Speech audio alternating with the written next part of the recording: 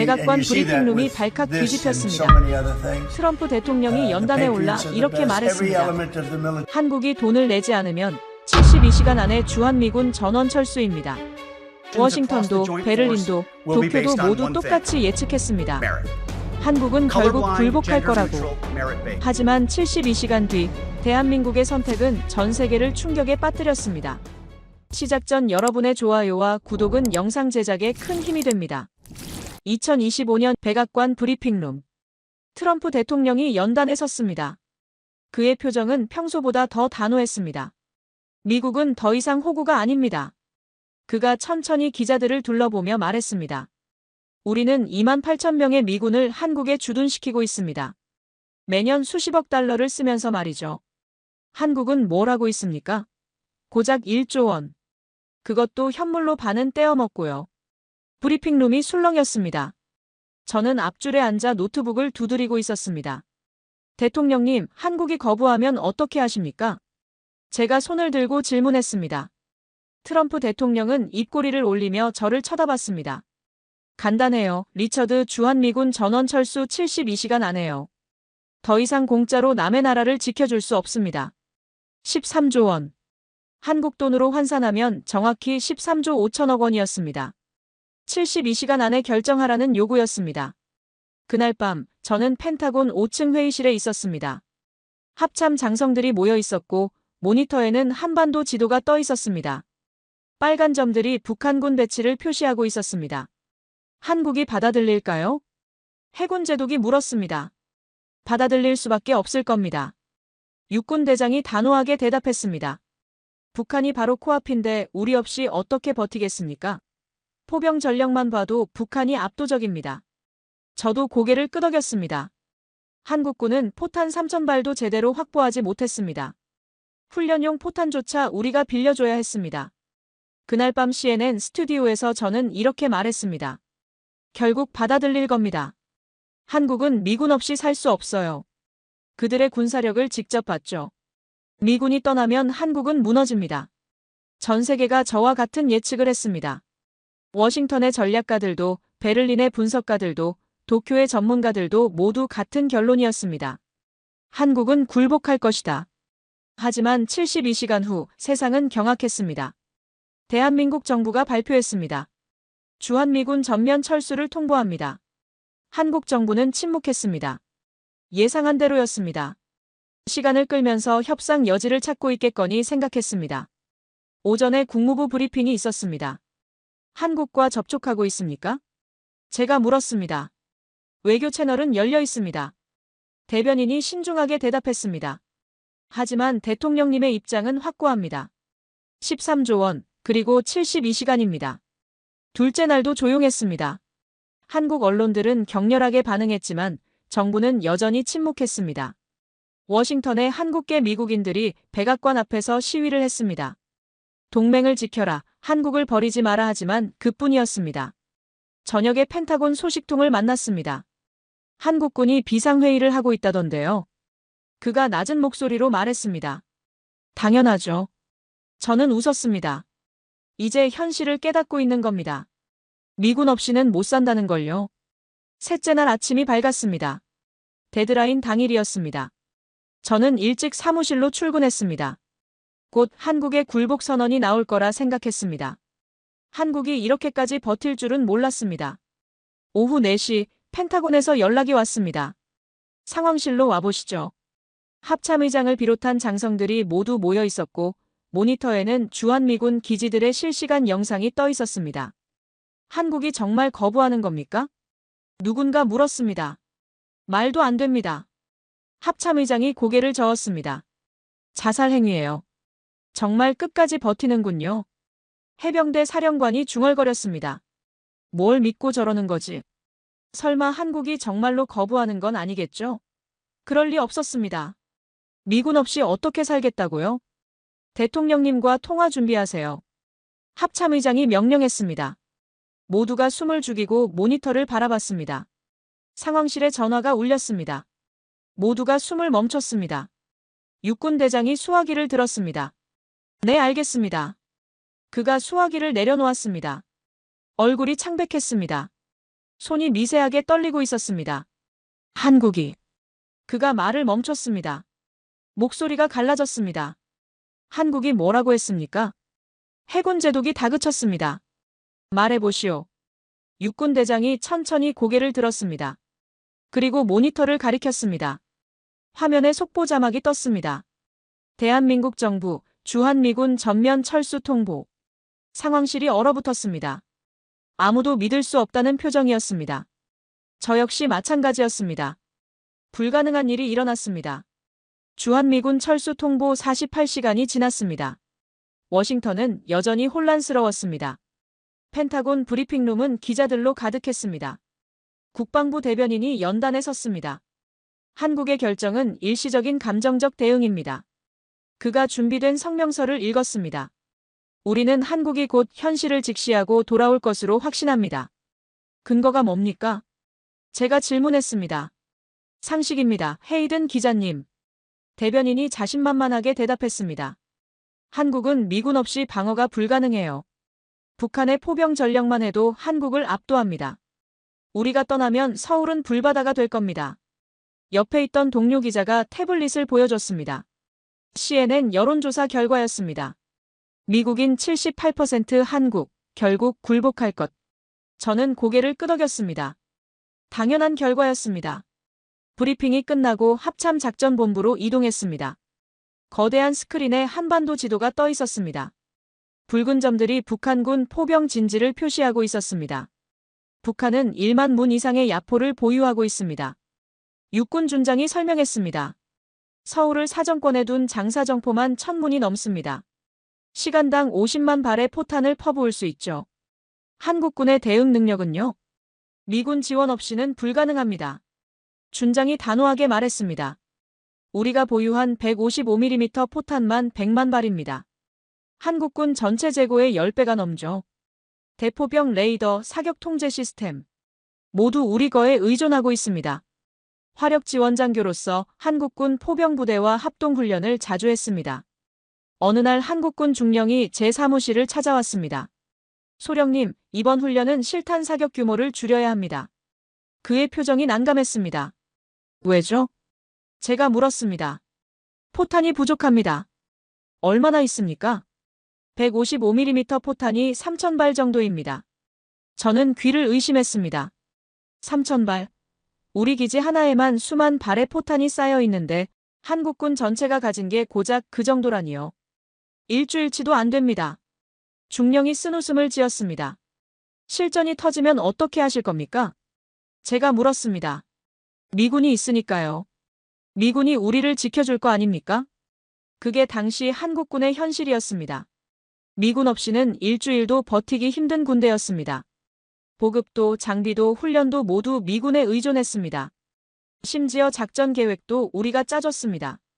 한국군 포병 대령과 함께 사격장에 갔던 날도 기억납니다. 낡은 M109 자주포 몇 대가 전부였습니다. 포시는 녹슬어 있었고 유압장치는 제대로 작동하지 않았습니다. 언제 교체됩니까? 예산이 없습니다. 대령이 한숨을 쉬었습니다. 신형 장비는 당분간 꿈도 못 꿉니다. 이거라도 잘 관리해서 써야죠. 훈련 중 포탄이 떨어지면 우리가 긴급 지원했습니다. 식량도 나눠줬고 부품도 빌려줬습니다. 한국군은 고마워했지만 저는 그때 확신했습니다. 이 나라는 미군 없이는 절대 못 산다.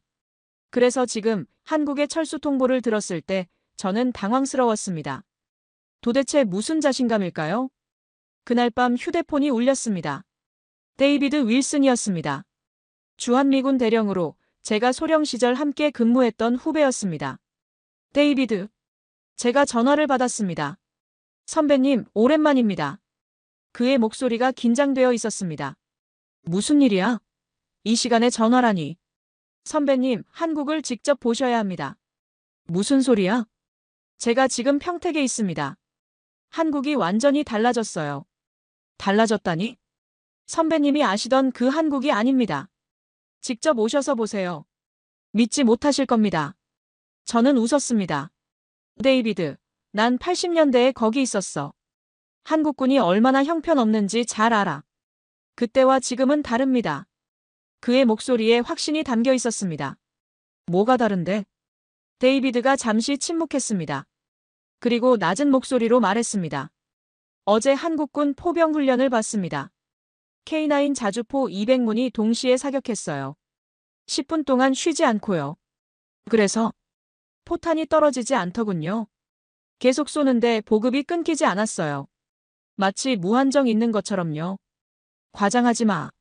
선배님, 제가 거짓말하는 사람입니까? 내일 오산기지에서 브리핑이 있습니다. 한국군이 뭔가를 보여준다고 하더군요. 오셔서 직접 확인하세요. 불가능한 일이었습니다. 한국이 갑자기 군사 강국이 됐다고. 말도 안 되는 소리였습니다. 하지만 데이비드의 목소리가 계속 귀에 맴돌았습니다. 완전히 달라졌어요. 다음 날 아침, 저는 편집장을 찾아갔습니다. 한국 출장을 가려고 합니다. 한국이요? 편집장이 의아한 표정을 지었습니다. 현장을 확인하고 싶습니다. 주한미군 철수가 실제로 어떻게 진행되는지 취재하겠습니다. 좋은 생각이네요. 한국의 패닉 상태를 생생하게 전달해 주세요. 독자들이 좋아할 겁니다. 저는 그날 오후 비행기를 탔습니다. 워싱턴을 떠나 서울로 향했습니다. 14시간 후면 진실과 마주하게 될 것입니다. 비행기에서 내리는 순간부터 저는 놀랐습니다. 공항은 놀라울 정도로 현대적이었습니다. 거대한 유리 천장이 햇빛을 받아 반짝였고 자동화된 시스템이 승객들을 안내했습니다. 입국 심사는 얼굴 인식으로 5초 만에 끝났습니다. 당시엔 낡은 건물의 느린 절차, 어두운 조명이 전부였습니다. 지금은 뉴욕 공항보다 더 세련됐습니다. 데이비드가 공항 출구에서 기다리고 있었습니다. 선배님 오셨군요. 그가 악수를 청했습니다. 오랜만이야, 데이비드. 한국이 많이 변했구나. 겉모습만 봐선 모릅니다. 진짜는 이제부터예요. 평택으로 향하는 고속도로도 인상적이었습니다. 8차선 도로가 곧게 뻗어 있었고 주변엔 고층 아파트가 즐비했습니다. 발전이 대단하네. 제가 창밖을 보며 말했습니다. 네, 겉보기엔 그렇죠. 데이비드가 대답했습니다. 하지만 군사력은 어떨까요? 인프라만 좋아진다고 전쟁을 이길 수 있는 건 아니지 않습니까? 그의 말이 맞았습니다. 화려한 건물과 도로가 포탄을 막아주진 않으니까요. 평택 미군 기지에 도착했습니다. 캠프 험프리스, 해외 최대 규모의 미군 기지였습니다. 정문을 통과하자 익숙한 풍경이 펼쳐졌습니다. 여긴 그대로네요. 제가 웃었습니다. 미군 기지는 어디나 비슷하죠. 데이비드가 동의했습니다. 그런데 선배님, 한국군 기지를 보시면 놀라실 겁니다. 더 좋아졌나? 직접 보시죠. 우리는 한국군 제7기동군단 본부로 향했습니다. 평택기지에서 차로 30분 거리였습니다. 기지 입구에 도착하자 한국군 헌병이 정중하게 경례를 했습니다. 제복이 깔끔했고 자세가 꼿꼿했습니다. 신분증 확인하겠습니다. 헌병이 정중하게 말했습니다. 절차가 신속하고 체계적이었습니다. 과거엔 미군 신분증만 보여도 그냥 통과시켰는데 이젠 철저히 확인했습니다. 군단 본부 건물도 현대적이었습니다. 디지털 상황판, 대형 스크린, 최신 통신 장비들. 미군 시설과 비교해도 뒤지지 않았습니다. 헤이든 기자님 환영합니다. 한국군 준장이 우리를 맞았습니다. 김준호 준장입니다. 군단 포병 여단장이죠. 초대해 주셔서 감사합니다. 제가 인사했습니다. 우리 포병 전력을 보여드리고 싶습니다. 많이 달라졌거든요. 우리는 브리핑룸으로 이동했습니다. 대형 스크린에 한국군 포병부대 배치도가 떴습니다. 현재 제7군단은 K9 자주포 300문을 운용합니다. 김 준장이 설명을 시작했습니다. 숫자는 인상적이었습니다. 하지만 숫자가 전부는 아니죠. 포탄 재고는 충분합니까? 제가 핵심을 물었습니다. 충분하다는 게 어느 정도를 말씀하시는 건가요? 일주일 작전 수행이 가능한 수준이요. 일주일이요? 김 준장이 웃었습니다. 우린 그보다 훨씬 오래 버틸 수 있습니다. 얼마나요? 직접 보시는 게 나을 겁니다. 훈련장으로 가시죠.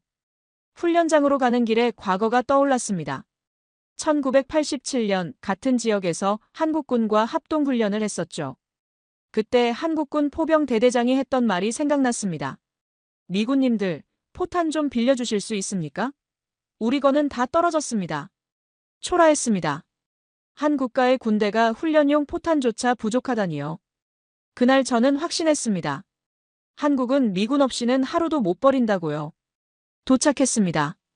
훈련장은 거대했습니다. 축구장 100개는 들어갈 만한 크기였습니다. K9 자주포들이 일렬로 늘어서 있었습니다. 실사격 훈련을 보여드리겠습니다. 잠깐 실탄이요? 비용이 만만치 않을 텐데요. 매주 하는 정기 훈련입니다. 김준장이 담담하게 말했습니다. 시작하겠습니다. 신호와 함께 자주포들이 포신을 들어올렸습니다. 일제 사격이 시작됐습니다. 굉음이 연속으로 터졌습니다. 땅이 흔들렸고 하늘이 울렸습니다. 50문의 자주포가 쉬지 않고 쏴댔습니다. 계속 쏘고 있었습니다. 보급 트럭들이 끊임없이 포탄을 날랐습니다. 마치 컨베이어 벨트처럼 포탄이 공급됐습니다. 언제까지 쏠 수 있습니까? 제가 물었습니다. 필요하다면 하루 종일도 가능합니다. 김준장이 대답했습니다. 말도 안 되는 소리였습니다. 하루 종일이라니요? 그럼 포탄이 얼마나 필요한지 아십니까? 10분 후 사격이 멈췄습니다. 연기가 거치자 표적 지역이 보였습니다. 완전히 초토화되어 있었습니다. 오늘 소모한 포탄이 얼마나 됩니까? 2000발 정도입니다. 김준장이 대답했습니다. 2000발을 그냥 훈련에 썼다고요? 네, 정기 훈련이니까요. 저는 할 말을 잃었습니다. 1987년엔 1년 훈련 물량이 3000발도 안 됐는데요. 궁금한 게 있습니다. 포탄을 어디서 구합니까? 미국에서 수입하나요? 아닙니다. 풍산과 한화가 생산하죠. 전량 국산이라고요? 네, 100%요. 믿기 어려웠습니다. 한국이 자체적으로 포탄을 생산한다고요? 그것도 이런 규모로? 의심스러우신 것 같군요. 김준장이 웃었습니다. 당연합니다. 선배님이 계셨을 때와는 완전히 다르니까요. 그는 태블릿을 꺼내 사진을 보여줬습니다.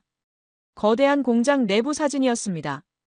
끝이 안 보이는 생산 라인에 포탄들이 줄지어 있었습니다. 이게 한국 공장입니까? 제가 물었습니다. 네, 경기도 안산에 있습니다. 하루 생산량이 10,000발입니다. 10,000발이요? 네, 그리고 이런 공장이 여러 곳 있죠. 데이비드가 제 어깨를 두드렸습니다. 이제 믿으시겠어요, 선배님? 한국이 달라졌다고 했잖아요.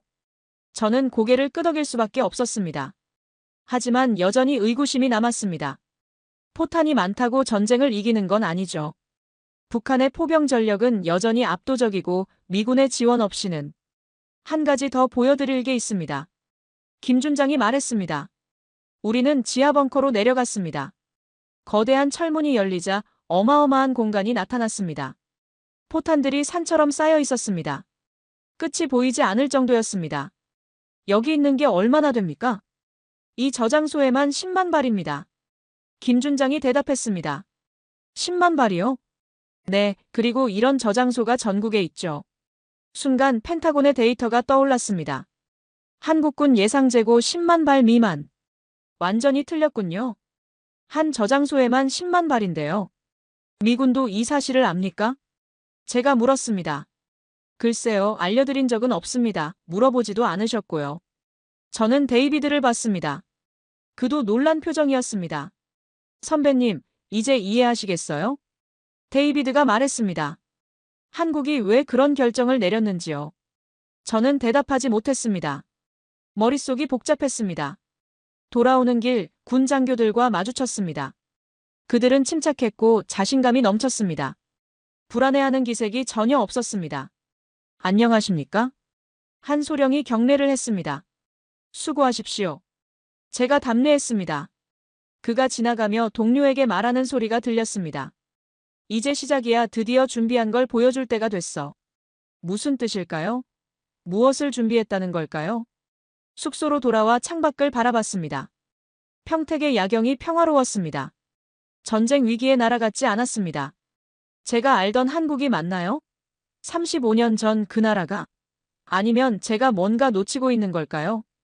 한국이 정말로 변한 걸까요? 그들의 눈빛이 이상했습니다. 마치 나보다 더 많은 걸 알고 있는 사람들처럼요. 새벽 5시 호텔 전화가 울렸습니다. 헤이든 기자님, 김상훈 중장입니다. 낯선 목소리였습니다. 한국군 포병사령관입니다. 특별히 보여드릴 것이 있어 연락드렸습니다. 새벽에요, 중장님. 제가 당황해서 말했습니다. 죄송합니다만 이건 비공개로 진행해야 합니다. 그의 목소리가 진지했습니다. 1시간 후에 모시러 가겠습니다. 혼자 오십시오. 전화가 끊겼습니다. 뭔가 심상치 않았습니다. 1시간 후 검은색 세단이 호텔 앞에 도착했습니다. 김상훈 중장이 직접 나와 있었습니다. 50대 중반, 날카로운 눈매의 군인이었습니다. 초대에 응해주셔서 감사합니다. 그가 악수를 청했습니다. 오늘 보실 것은 극비사항입니다. 어디로 가는 겁니까? 충남 논산입니다. 포병학교 지하에 있는 특별시설이죠. 그때 한국군을 어떻게 보셨습니까? 솔직하게 대답했습니다. 형편없었죠. 포탄도 부족하고 장비도 낡았고요. 김 중장이 씁쓸하게 웃었습니다. 맞습니다. 그때는 정말 그랬어요. 지금은 다르다고 주장하시는 겁니까? 주장이 아니라 사실입니다. 그가 단호하게 말했습니다. 곧 직접 보시게 될 겁니다. 2시간 후 논산 포병학교에 도착했습니다. 겉보기엔 평범한 군사시설이었습니다. 하지만 김 중장은 본관이 아닌 외진 건물로 안내했습니다. 여기부터는 촬영이 금지됩니다. 휴대폰도 맡겨주십시오. 보안 검색을 통과한 후 엘리베이터에 탔습니다. 김 중장이 특수카드를 대자 숨겨진 버튼들이 나타났습니다. 그가 지하 5층을 눌렀습니다. 엘리베이터가 하강하기 시작했습니다. 계속 내려갔습니다. 얼마나 깊은 겁니까? 지하 50m입니다. 핵 공격에도 견딜 수 있는 깊이죠. 엘리베이터가 멈췄습니다. 문이 열리자 거대한 철문이 나타났습니다. 두께가 1m는 되어 보였습니다. 경비병들이 경례를 했습니다. 김 중장이 생체 인식을 거쳐 문을 열었습니다. 그리고 저는 충격적인 광경을 목격했습니다. 거대한 지하 공간이 펼쳐졌습니다. 천장 높이가 20m, 길이는 끝이 보이지 않았습니다. 그리고 그 안에는 포탄들이 산맥처럼 쌓여 있었습니다. 이게 전부 포탄입니까? 제 목소리가 떨렸습니다. 네, 155mm 포탄입니다. 김 중장이 대답했습니다. 이 저장소 하나에 30만 발이 있죠. 30만 발. 믿을 수 없는 숫자였습니다. 우리는 전동차를 타고 저장소 내부를 둘러봤습니다. 5분을 달려도 끝이 안 보였습니다. 포탄들이 완벽하게 정렬되어 있었습니다. 각 포탄엔 제조일자와 일련 번호가 새겨져 있었습니다. 이걸 언제부터 준비한 겁니까? 1990년대부터입니다.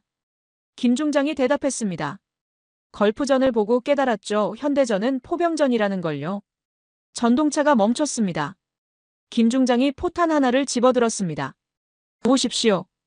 그가 포탄을 보여줬습니다. 2달 전에 만든 겁니다.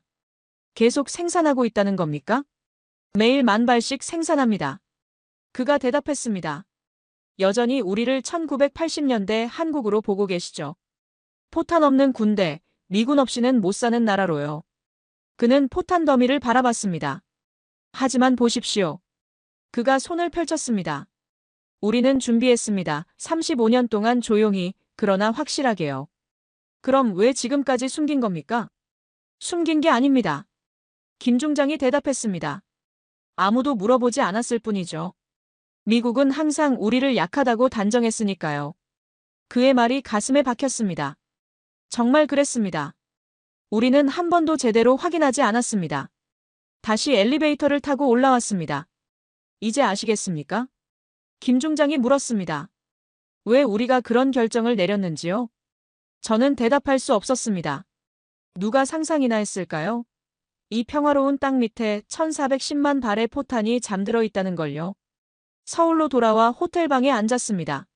노트북을 열고 기사를 쓰려 했지만 손가락이 움직이지 않았습니다. 무엇을 써야 할까요? 한국이 미국보다 많은 포탄을 보유하고 있다. 우리가 35년 동안 완전히 착각했다. 아무도 믿지 않을 겁니다. 워싱턴의 그 누구도요. 하지만 저는 봤습니다. 직접 두 눈으로요. 산처럼 쌓인 포탄들을, 끝이 보이지 않는 지하 저장소를, 자신감 찬 한국군의 눈빛을. 그때 처음으로 생각했습니다. 내가 틀렸을지도 모른다고. 다음 날 새벽 6시, 다시 김상훈 중장에게 연락을 받았습니다. 오늘은 실전을 보여드리겠습니다. 그의 목소리에 자신감이 넘쳤습니다. 포천 종합훈련장으로 오십시오. 경기도 포천, 한국군 최대 규모의 포병훈련장이었습니다. 서울에서 1시간 반을 달려 도착했습니다. 훈련장 입구에서부터 긴장감이 느껴졌습니다. K9 자주포 200문이 일렬로 늘어서 있었습니다. 포신이 하늘을 향해 있었습니다. 거대한 철의 군단이 숨을 죽이고 있는 듯 했습니다. 오늘 시나리오는 실전과 동일합니다. 김 중장이 설명했습니다. 북한군 포병 진지 제압 상황이죠. 관측소로 올라가는 계단을 오르며 물었습니다. 이런 대규모 훈련을 자주 합니까? 매달 합니다. 김 중장이 대답했습니다. 포병은 연습 없이는 쓸모없으니까요. 관측소에서 내려다본 훈련장은 압도적이었습니다. 자주포들 옆에 포병들이 대기하고 있었습니다. 각자의 위치에서 일사불란하게 움직였습니다. 저기 보이는 병사들, 평균 훈련 시간이 얼마나 됩니까? 제가 물었습니다. 1인당 연간 300시간 이상입니다. 김 중장이 자랑스럽게 말했습니다. 미군 포병보다 2배는 많죠. 40km 밖에 표적이 설치되어 있었습니다. 정밀 카메라로 확인할 수 있었습니다. 산 중턱에 가상적 진지가 구축되어 있었습니다. 사격 개시. 김 중장의 명령과 함께 지옥이 열렸습니다. 200문의 자주포가 동시에 불을 뿜었습니다. 귀가 찢어질 듯한 굉음이 연속으로 터졌습니다. 땅이 흔들렸고 관측소 유리창이 떨렸습니다. 진동이 온몸을 관통했습니다. 화약 냄새가 코를 찔렀습니다. 연기가 하늘을 뒤덮었습니다.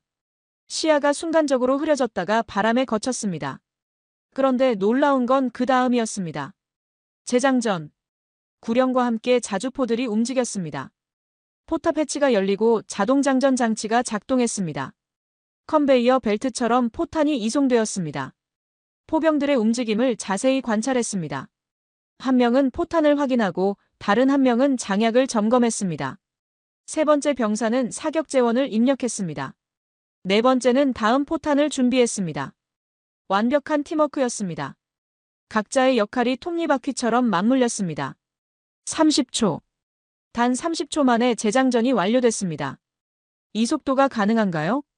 제가 놀라서 물었습니다. 훈련의 결과입니다. 김 중장이 대답했습니다. 매일 반복하면 몸이 기억하죠. 사격. 다시 200발이 하늘을 갈랐습니다. 포탄이 포물선을 그리며 날아갔습니다. 표적 지역에 포탄이 쏟아졌습니다. 모니터로 확인하니 정확히 명중했습니다. 폭발음이 멀리서 울려왔습니다. 둔탁하고 묵직한 소리였습니다. 산이 흔들리는 게 보였습니다. 계속합니다. 김 중장이 말했습니다. 3분에 한 번씩 사격이 이어졌습니다. 쉬지 않고 멈추지 않고요. 10분이 지났습니다. 포병들의 얼굴에 땀이 흘렀지만 동작은 흐트러지지 않았습니다. 20분이 지났습니다. 자주포의 포신이 뜨거워져 열기가 아지랑이처럼 피어올랐습니다. 30분이 지났습니다. 그래도 속도는 그대로였습니다. 자주포들은 지치지 않았습니다. 포병들의 움직임은 기계처럼 정확했습니다. 더 놀라운 건 보급이었습니다. 훈련장 뒤편에서 트럭들이 줄지어 들어왔습니다. 각 트럭마다 포탄 200발씩 싣고 있었습니다. 트럭이 자주포 옆에 멈추면 자동 크레인이 작동했습니다. 포탄 상자가 열리고 컨베이어 시스템으로 포탄이 이동했습니다. 한 대의 자주포에 포탄을 보급하는 데 걸리는 시간, 불과 2분이었습니다. 이 보급 시스템은 언제 개발한 겁니까? 10년 전부터 연구했습니다. 김 중장이 설명했습니다. 우크라이나 전쟁을 보니 보급이 승부를 가르더군요. 트럭들이 끊임없이 포탄을 실어 날랐습니다. 자동화된 시스템이 포탄을 분배했습니다. 마치 거대한 공장의 생산 라인 같았습니다. 보급 속도가 멈추지 않네요. 제가 감탄했습니다. 분당 10발 이상 보급 가능합니다. 김 중장이 대답했습니다. 포탄이 떨어질 일은 없죠. 사격이 계속되는 동안 김 중장이 태블릿을 보여줬습니다. 실시간 사격 데이터였습니다. 명중률 98%. 그가 화면을 가리켰습니다. 오차 범위 5m 이내. 놀라운 정확도였습니다. 40km를 날아가서 5m 오차라니요. 1시간 후 사격이 멈췄습니다. 연기가 거치자 표적 지역이 선명하게 보였습니다. 완전히 초토화되어 있었습니다. 40km 밖에 산이 깎여나갔습니다. 나무 한 그루 남지 않았습니다. 오늘 소모한 포탄이 얼마입니까? 제가 물었습니다. 12,000발입니다. 김 중장이 대답했습니다. 하루 훈련에 12,000발이요? 이건 시작에 불과합니다. 그가 웃었습니다. 실전이라면 하루에 10만 발도 쏠 수 있죠. 포병들이 자주포에서 내려왔습니다.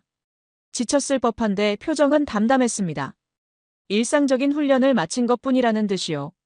한 상사를 붙잡고 물었습니다. 이런 강도 높은 훈련이 힘들지 않습니까? 이 정도는 보통입니다. 실전에선 더 빨라야 하니까요. 1987년이 다시 떠올랐습니다. 당시 한국군 포병 중대장이 제게 했던 말이 생각났습니다. 소령님, 우리는 포탄 100발도 아까워서 제대로 훈련 못합니다. 그때 그 군대와 지금 이 군대가 같은 나라의 군대란 말입니까? 포병들이 정리를 마치고 도열했습니다. 김 중장이 그들 앞에 섰습니다. 오늘도 수고했다. 우리는 세계 최강의 포병이다. 그걸 잊지 마라. 충성. 200명의 목소리가 하나로 울렸습니다. 그 순간 저는 깨달았습니다. 이건 단순히 무기가 좋아진 게 아니었습니다. 정신이 바뀐 겁니다. 더 이상 미군의 그늘에서 떨고 있는 군대가 아니었습니다. 스스로를 지킬 수 있다고 믿는, 아니 확신하는 군대였습니다. 돌아오는 차 안에서 김 중장이 오래된 사진 한 장을 보여줬습니다. 제가 소위 때 찍은 사진입니다. 사진 속 한국군 포병들은 초라했습니다. 낡은 장비, 부족한 포탄, 지친 표정들. 구형 곡사포 옆에 서 있는 젊은 장교, 그가 김상훈 중장이었습니다. 그때 우리는 정말 약했습니다. 김 중장이 회상했습니다. 미군 없이는 하루도 못 버틸 정도였죠. 포탄 한 발이 아까워서 훈련도 제대로 못했습니다. 그가 현재 훈련장 방향을 가리켰습니다. 하지만 보십시오. 그의 목소리에 힘이 실렸습니다. 우리는 1980년대부터 이날을 준비했습니다. 차근차근 한 걸음씩요. 무엇이 그렇게 절박했습니까? 제가 물었습니다. 2번 다시 무력하고 싶지 않았으니까요. 그가 천천히 말했습니다. 전쟁이 나면 포탄이 생명인데 그걸 남에게 의존할 순 없지 않습니까? 그의 눈빛이 날카로웠습니다. 미국은 동맹이지만 영원하진 않습니다. 베트남도 떠났고 아프가니스탄도 떠났죠. 언젠가는 한국도 떠날 수 있습니다. 그때를 대비해야 하죠. 그래서 이 모든 걸 준비한 겁니까? 네, 우리 스스로를 지키기 위해서요. 더 이상 구걸하지 않기 위해서요. 저는 할 말을 잃었습니다. 그들은 35년을 준비한 겁니다. 조용히, 꾸준히, 철저하게요. 훈련장을 떠나며 뒤를 돌아봤습니다. K9 자주포들이 석양에 물들어 있었습니다. 위험있고 강력했습니다. 호텔로 돌아와 노트북을 열었습니다. 손가락이 키보드 위에서 떨렸습니다. 제목을 뭐로 할까 고민했습니다. 처음엔 한국군의 놀라운 변신이라고 썼습니다. 지우고 다시 썼습니다. 미국을 넘어선 한국의 포병 전력. 그리고 천천히 적었습니다. 세계 최강의 포병 전력을 보유한 나라. 그 순간 저는 미국의 이름 대신 대한민국을 적었습니다. 새벽 2시가 됐는데도 잠이 오지 않았습니다. 침대에서 일어나 지난 며칠간 수집한 데이터를 다시 확인하기 시작했습니다. 포탄 보유량 1410만 발, 하루 생산량 10,000발, 연간 생산 능력 360만 발 이상, 불량률 0.01% 미만, 나토 품질 기준 초과 달성. 숫자들이 머릿속을 맴돌았습니다. 믿기 어려운 현실이었습니다. 불과 며칠 전까지만 해도 저는 확신했습니다. 한국은 미군 없이 못 산다고요. 그런데 눈앞의 데이터는 정반대를 말하고 있었습니다. 다음 날 아침 김 중장에게서 문자가 왔습니다. 생산시설을 보여드리겠습니다. 안산으로 오십시오. 우리는 경기도 안산의 풍산 공장으로 향했습니다. 공장 입구에서부터 규모에 압도됐습니다. 축구장 10개는 들어갈 만한 크기였습니다. 내부로 들어가자 더욱 놀랐습니다. 자동화 라인이 끝없이 이어졌습니다. 로봇들이 포탄을 조립하고 있었습니다. 이 라인 하나에서 시간당 몇 발이 생산됩니까? 제가 물었습니다. 시간당 500발입니다. 공장장이 대답했습니다. 라인이 4개니까 시간당 2,000발이죠. 계산해보니 하루 48,000발이었습니다. 한 공장에서만요. 하루 생산량이 10,000발이라고 하지 않았습니까? 제가 의아했습니다. 이 공장은 전체 생산량의 4분의 1입니다. 공장장이 설명했습니다. 전국에 4개 공장이 더 있죠. 품질 관리실로 갔습니다. 엔지니어들이 포탄을 검사하고 있었습니다. 엑스레이 검사, 압력 테스트, 화약량 측정. 모든 과정이 자동화되어 있었습니다. 불량률이 어떻게 됩니까? 제가 물었습니다. 0.01% 미만입니다. 1000발 중 1발도 불량이 없다는 뜻이죠. 그가 서류를 보여줬습니다. 나토 품질 인증서였습니다. 나토 인증을 받았습니다. 그가 자랑스럽게 말했습니다. 품질 기준을 모두 초과 달성했죠. 한국산 포탄이 나토 인증을 받았다고요? 수출도 하고 있습니다. 공장장이 덧붙였습니다. 폴란드, 노르웨이, 에스토니아에 납품했고요. 작년엔 호주도 관심을 보였습니다.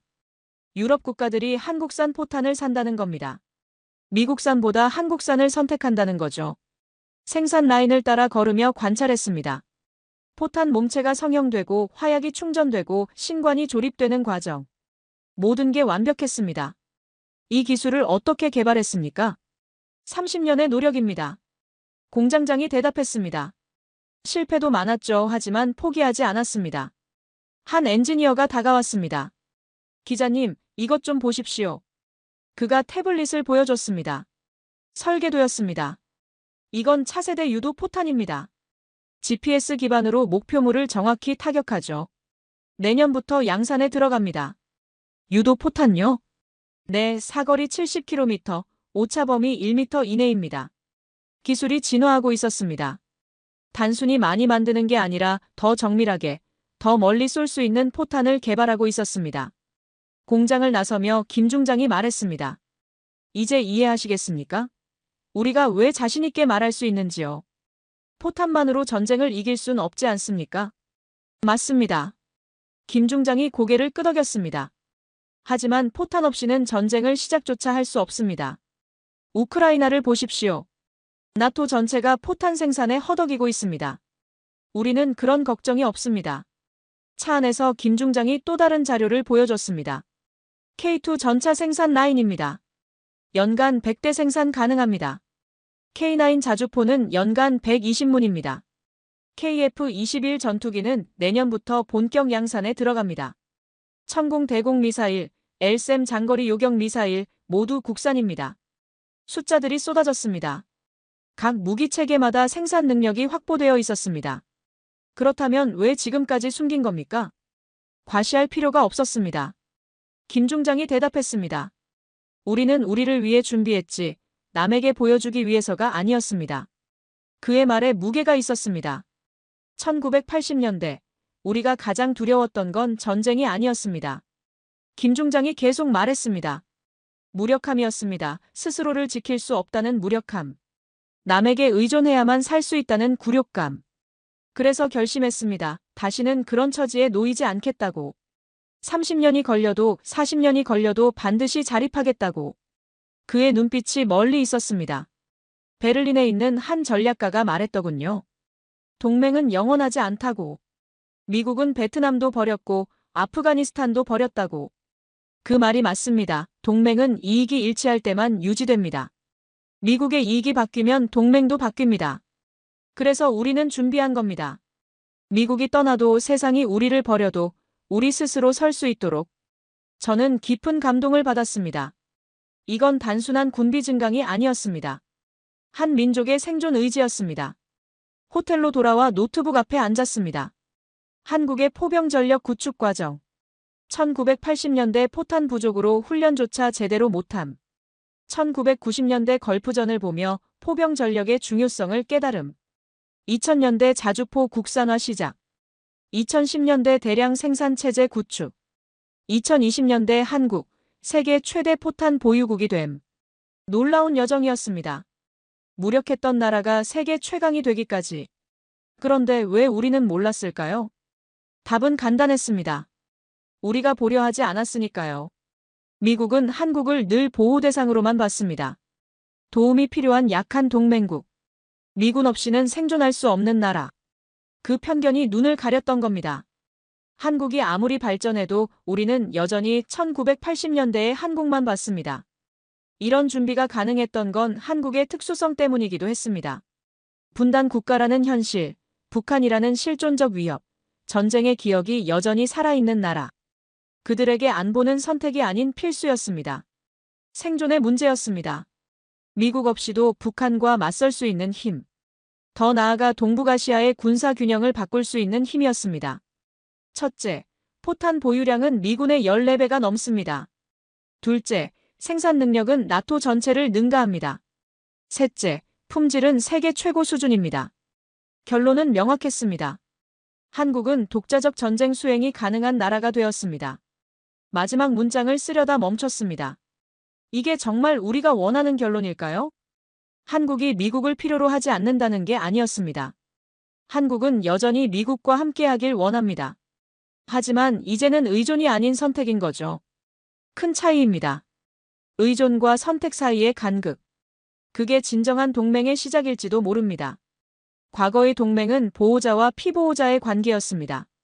강자와 약자의 관계였습니다. 하지만 이제는 달라져야 합니다. 동등한 파트너로서의 관계로 발전해야 합니다. 그들은 알고 있을까요? 자기 나라가 얼마나 강해졌는지, 더 이상 누구의 보호도 필요 없을 만큼 강한 나라가 되었다는 걸 아마 모를 겁니다. 한국 정부가 조용히 준비했으니까요. 과시하지 않고 자랑하지 않고 마치 평범한 일상처럼 당연한 의무처럼 준비했습니다. 겸손한 강국, 조용한 거인. 그게 지금의 한국이었습니다. 여러분의 좋아요와 댓글 남겨주세요. 감사합니다.